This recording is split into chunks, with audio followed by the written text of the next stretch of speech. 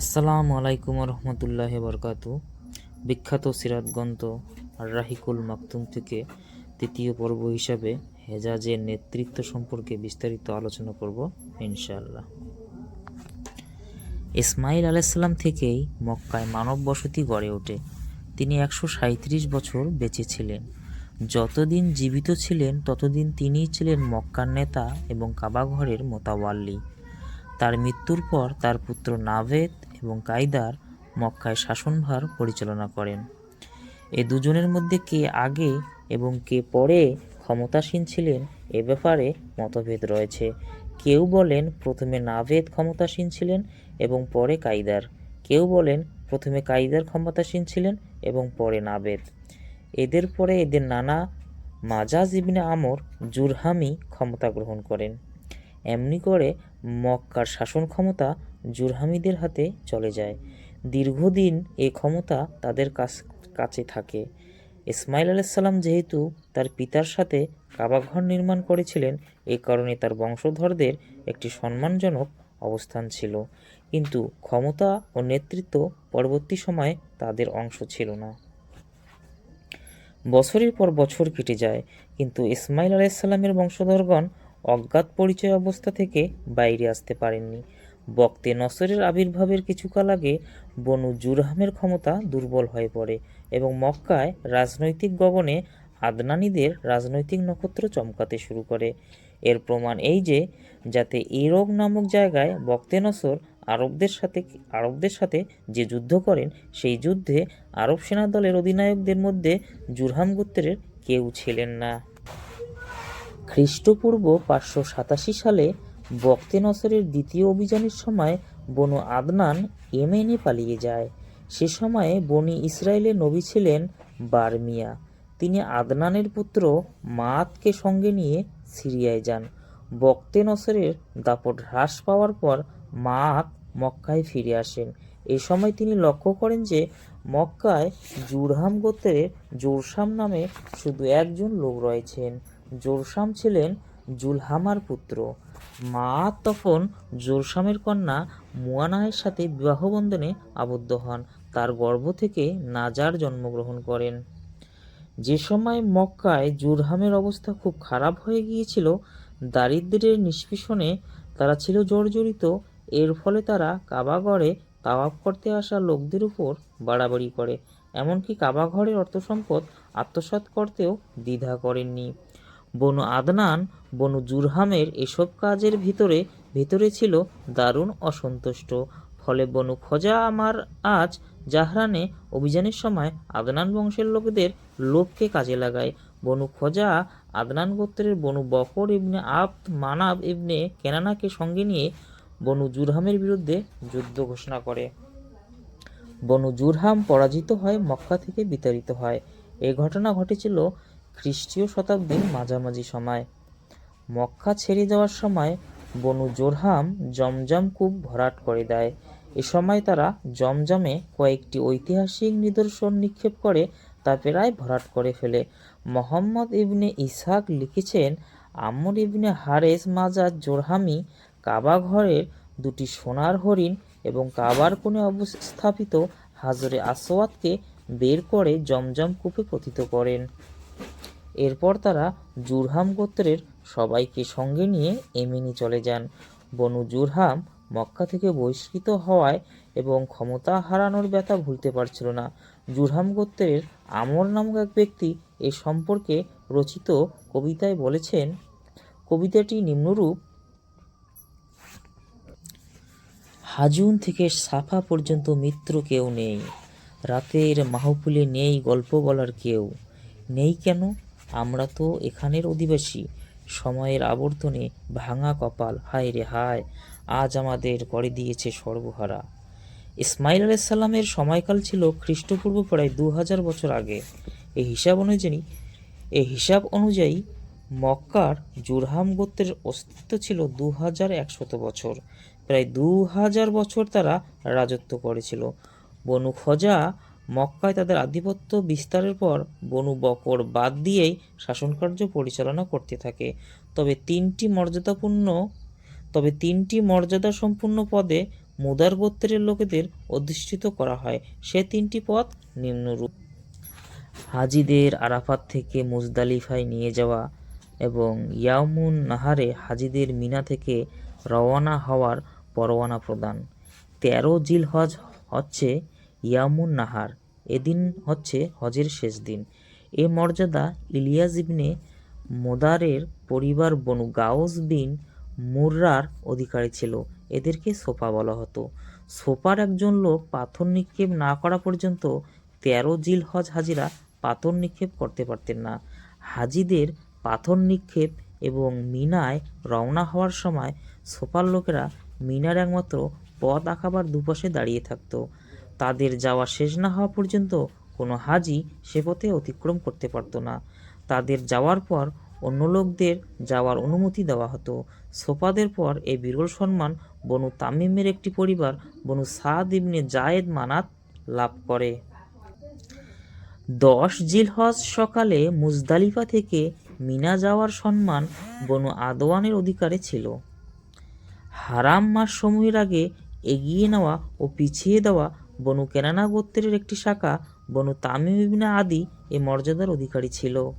মক্কার উপর বনু খজা গোত্রের আধিপত্য সুদীর্ঘ 300 বছর স্থায়ী ছিল। এ সময়ে আদনানি গোত্রসমূহ মক্কা এবং হেজাজ থেকে বের হয়ে নজদ, ইরাকের বিভিন্ন এলাকায়, বাহরাইন এবং অন্যান্য জায়গায় প্রসারিত হয়। মক্কার আশেপাশে কুরাইশদের কয়েকটি শাখা অবশিষ্ট থাকে। এরা ছিল বেদুইন। এদের পৃথক পৃথক দল ছিল এবং বনু কেনানায় এদের কয়েকটি বিচ্ছিন্ন পরিবার বসবাস করছিল। মক্কার শাসন পরিচালনা এবং কাবা ঘরের রক্ষণাবেক্ষণ এদের কোনো ভূমিকা ছিল না। এরপর কুসাই ইবনে কেলাবের আবির্ভাব ঘটে। কুসাই সম্পর্কে বলা হয়ে থাকে যে মায়ের কোলে থাকার সময় তার পিতার মৃত্যু হয়। এরপর তার মা বনু ওজরা গোত্রের এক ব্যক্তির সাথে বিবাহ বন্ধনে আবদ্ধ হন। স্বামীর গোত্র যেহেতু সিরিয়ায় থাকত, এ কারণে কুসাইয়ের মা সিরিয়ায় চলে যান। কুসাইকেও তিনি সঙ্গে নিয়ে যান। যুবক হওয়ার পর কুসাই মক্কায় ফিরে আসেন। সে সময় মক্কার গভর্নর ছিলেন হোলাইল ইবনে হাফসিয়া খোজাই। কুসাই হোলাইলের কন্যা হুব্বাকে বিয়ের প্রস্তাব পাঠান। হোলাইল সে প্রস্তাব গ্রহণ করে হুব্বাকে বিবাহ দেন। হোলাইলের মৃত্যুর পর মক্কা ও কাবা ঘরের উপর আধিপত্যের বিষয় নিয়ে খোজাই এবং কোরাইশদের সঙ্গে যুদ্ধ হয়। এ যুদ্ধে জয়লাভ করে কুসাই শাসন ক্ষমতা এবং কাবা ঘরের রক্ষণাবেক্ষণের অধিকার লাভ করেন। এ যুদ্ধের কারণ কী ছিল এ সম্পর্কে 3টি বিবরণ পাওয়া যায়। প্রথমত, কুসাইয়ের বংশধরদের সংখ্যা বৃদ্ধি এবং ধন সম্পদের প্রাচুর্য আসার পর কুসাইয়ের সামাজিক মর্যাদা ও প্রতিপত্তি বেড়ে যায়। এদিকে যখন হোলাইলের মৃত্যু হয় তখন কুসাই চিন্তা করলেন যে বনু খোজা এবং বনু বকরের পরিবর্তে কাবা ঘরের রক্ষণাবেক্ষণ এবং মক্কার শাসন পরিচালনার জন্য আমিই উপযুক্ত। তিনি একথাও চিন্তা করেছিলেন যে কুরাইশরা নির্ভেজাল ইসমাইলি বংশোদ্ভূত আরব এবং অন্যান্য ইসমাইলিদের সর্দার, কাজেই নেতৃত্ব কর্তৃত্বের অধিকার শুধু তাদেরই রয়েছে। এসব কথা চিন্তা করে কুসাই কুরাইশ এবং বনু খোজা গোত্রের কয়েকজন লোকের সাথে আলোচনা করেন। তিনি অভিমত ব্যক্ত করেন যে বনু খোজা গোত্রের বনু বকরকে মক্কা থেকে বের করে না দেওয়ার কোনো যুক্তি আছে কি। সবাই তার সাথে ঐকমত্য প্রকাশ করল এবং তাকে সমর্থন জানালো। দ্বিতীয়ত, মৃত্যুর সময় কুসাইয়ের শ্বশুর হোলাইল ওসিয়ত করেছিলেন যে কুসাই কাবা ঘরের রক্ষণাবেক্ষণ করবেন এবং মক্কার উপর শাসন কার্য পরিচালনা করবেন। তৃতীয়ত, হোলাইল তার কন্যা হুব্বাকে কাবা ঘরের রক্ষণাবেক্ষণের দায়িত্ব অর্পণ করেছিলেন। আবু গিবসান খোজাইকে উকিল নিযুক্ত করা হয়। হোবার প্রতিনিধি হিসেবে আবু গিবসান কাবা ঘরের রক্ষণাবেক্ষণের দায়িত্ব পালন করতেন। হোলাইলের মৃত্যুর পর কুসাইয়ের মশক মদের বিনিময়ে আবু গিবসানের নিকট কাবার রক্ষণাবেক্ষণের ক্ষমতা ক্রয় করেন, কিন্তু খোজা গোত্র এ ক্রয় বিক্রয় অনুমোদন করেনি।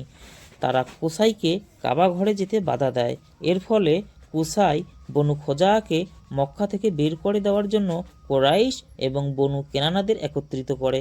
কুসাইয়ের ডাকে সবাই সাড়া দেয় এবং বনু খোজাকে মক্কা থেকে বের করে দেওয়া হয়। মোট কথা, কারণ যা কিছুই হোক না কেন, ঘটনাধারা ছিল এরূপ যে হোলাইলের মৃত্যুর পর সোপা গোত্রের লোকেরা ইতিপূর্বে যা করত তাই করতে চাইল। এ সময় কুসাই কোরাইশ এবং কেনানা গোত্রের লোকদের একত্রিত করেন। আকাবার পথের ধারে সমবেত লোকদের কোসাই বললেন, তোমাদের চেয়ে আমরা এ সম্মানের অধিক যোগ্য। একথার পর উভয় পক্ষে তুমুল সংঘর্ষ শুরু হয় এবং কোসাই সোফাদের নিকট থেকে মর্যাদা ছিনিয়ে নেন। এ সময় বনু খোজা এবং বনু বকর গোত্রের লোকেরা কোসাইয়ের সাথে একত্রতা প্রকাশ করার পরিবর্তে তার বিরোধিতা করে। এতে কোসাই তাদের হুমকি দেন, ফলে উভয় পক্ষ যুদ্ধ বেঁধে যায় এবং বহু লোক মারা যায়। জানমালের বহু ক্ষয়ক্ষতি হলে আপোষ নিষ্পত্তির মাধ্যমে সমস্যার সমাধানের জন্য উভয় পক্ষ রাজি হয়। তারা একটি চুক্তি সম্পাদন করার জন্য সম্মত হয়। এই চুক্তির মধ্যস্থতাকারী মনোনীত হন বনু বকর গোত্রের ইয়ামুর বিন আওফ নামক এক ব্যক্তি। তিনি সিদ্ধান্ত দেন যে মক্কার শাসন ও কাবা ঘরের অভিভাবকত্বের ব্যাপারে খোজা এর তুলনায় কুসাই অধিকতর। এ যুদ্ধে কুসাই যত রক্তপাত ঘটিয়েছে তার সবই অর্থহীন ও পদদলিত হিসাবে গণ্য হবে, কিন্তু খোজা ও বনু বকর যত মানুষ হত্যা করেছে তার জন্য দিয়াত দিতে হবে এবং কাবা ঘরের অভিভাবকত্ব কোসাইর হাতে অর্পণ করতে হবে। এমন অযাচিত বিচারের কারণে সেদিন ইয়ামুর এর উপাধি দেওয়া হয় সাদ্দাক, যার শাব্দিক অর্থ পদদলিতকারী, পদলেহনকারী। মক্কার উপর কোসাইদের আধিপত্য সংগঠিত হয়েছিল খ্রিস্টীয় ৫ম শতকের মধ্যখানে তথা ৪৪০ খ্রিস্টাব্দ সালে। এর ফলে মক্কার সম্পূর্ণ নিয়ন্ত্রণ কোসাই তারপর কোরাইশদের হাতে আসে। বাইতুল্লাহর ধর্মীয় নেতার মহান সম্মানিত পদটি তার নেতৃত্বে থাকে। যুদ্ধের পর সন্ধির শর্ত অনুযায়ী কুসাই মক্কার প্রশাসনিক ব্যবস্থা পুনর্বিন্যাস করেন। মক্কায় বিভিন্ন এলাকা থেকে কোরাইশদের ডেকে এনে তাদেরকে প্রশাসনের সাথে যুক্ত করেন। এছাড়া তিনি প্রত্যেক কোরাইশ পরিবারের রমজানের জন্য নির্দিষ্ট স্থানে বরাদ্দ করেন। মাসের হিসাব গণনাকারী আল সফওয়ানদের বনু আদওয়ান এবং বনু মারবা ইবনে আওফকে তাদের পদমর্যাদায় টিকিয়ে রাখেন। কোসাই মনে করতেন এটাও ধর্মের অংশ, এতে রদবদলের অধিকার কারো নেই। কাবা ঘরের উভয় দিকে দারুন নদোয়া প্রতিষ্ঠা করা কুসাইয়ের অন্যতম কীর্তি। এর দরজা ছিল মসজিদের দিকে। দারুন নদোয়া ছিল প্রকৃতপক্ষে কোরাইশদের সংসদ ভবন। কোরাইশদের সামাজিক জীবন দারুন নদোয়ার গুরুত্ব ও প্রভাব ছিল অসামান্য। এ প্রতিষ্ঠান ছিল কোরাইশদের ঐক্যের প্রতীক। সমাজের বহু জটিল সমস্যার সমাধান এখানে হতো। কোসাই নিম্নলিখিত মর্যাদার ও ক্ষমতার অধিকারী ছিলেন। ১ নম্বর, দারুন নদোয়ার সভাপতি। এখানে বহু গুরুত্বপূর্ণ বিষয়ে পরামর্শ হতো। যুবক যুবতীদের বিয়েও এখানে অনুষ্ঠিত হতো। ২, লেওয়া অর্থাৎ যুদ্ধের পতাকা কোসাইয়ের হাতে বেঁধে রাখা হতো। ৩, হেজাবাত কাবা ঘরের রক্ষণাবেক্ষণ। এর মানে হচ্ছে কাবা ঘরের দরজা কোসাই খুলতেন এবং কাবা ঘরের যাবতীয় খেদমত এবং রক্ষণাবেক্ষণ তার তদারকিতেই সম্পূর্ণ হতো। ৪, সেকেয়া পানি পান করানো। কয়েকটি হাউজে হাজিদের জন্য পানি ভরে রাখা হতো।